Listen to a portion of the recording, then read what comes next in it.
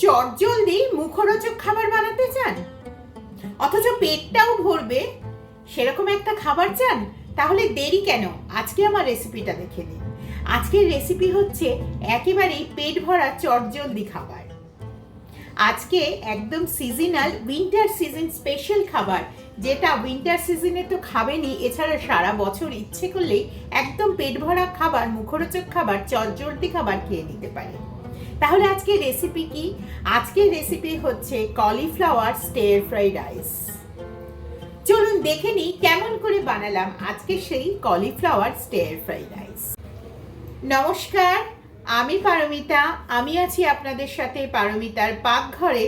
আপনারা যারা যারা এখন অবধি আমার চ্যানেলটিকে সাবস্ক্রাইব করেননি, প্লিজ সাবস্ক্রাইব করে নিন, আর তার সাথে সাথে বেল আইকনটা কিন্তু বাজিয়ে নিতে ভুলবেন না, কারণ যখনই আমি নতুন রেসিপি দেব আপনাদের কাছে পৌঁছে যাবে আমার চ্যানেলের ইনস্ট্যান্ট নোটিফিকেশন। আজকের recipe winter special cauliflower stir fry rice. এটি একেবারেই একটি নতুন রেসিপি এবং এই একটি খাবার কিন্তু হোল মিল হিসাবে আপনারা খেতেই পারেন।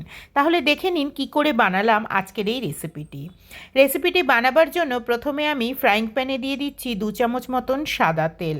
সাদা তেলটা একটু গরম হবার পরে আমি দিয়ে দিচ্ছি এর মধ্যে ফোড়নে একটু জিরে, একটু গরম মশলা, আর দিচ্ছি একটু গোটা শুকনো লঙ্কা।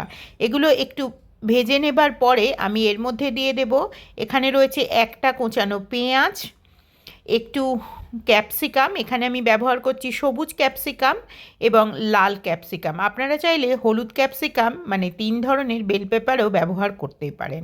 আর একটু ঝাল করার জন্য আমি 2টো কাঁচা লঙ্কা কেটে এনেছি। 2টো কাঁচা লঙ্কা, 1 ইঞ্চি মতন কুচানো রয়েছে আদা, আর 6টা আমি এখানে রসুনের কোয়া কুচিয়ে নিয়ে এসেছি। এই সমস্তগুলো একসাথে দিয়ে একটু ভালো করে ভেজে নিতে হবে। ভেজে নেবার পরে এর মধ্যে আমি ভাপানো ফুলকপি দিয়ে দিচ্ছি। ফুলকপিটা 80% মতন সেদ্ধ করা আছে লবণ দিয়ে।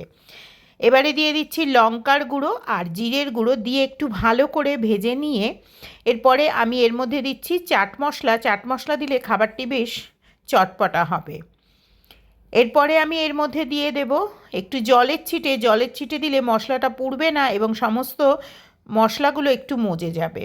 এরপরে আমি এখানে দিচ্ছি বাসমতি রাইসের আমি ব্যবহার করেছি। আপনারা রেগুলার রাইসও ব্যবহার করতেই পারেন, যা আপনারা যেটা দিয়ে ভাত খান সেটা দিয়েও বানালে কিন্তু খারাপ হবে না। সমস্তটা একবার মিশিয়ে নেবার পরে ওপর থেকে দিয়ে দেব লবণ আমি এখানে 2 চামচ মতন ব্যবহার করছি। আপনারা আপনাদের স্বাদ মতো লবণ ব্যবহার করবেন। তাহলেই এত সহজে চটজলদি কয়েক মিনিটের মধ্যে তৈরি হয়ে গেল উইন্টার স্পেশাল আমার আজকের রেসিপি কলিফ্লাওয়ার স্টির ফ্রাই।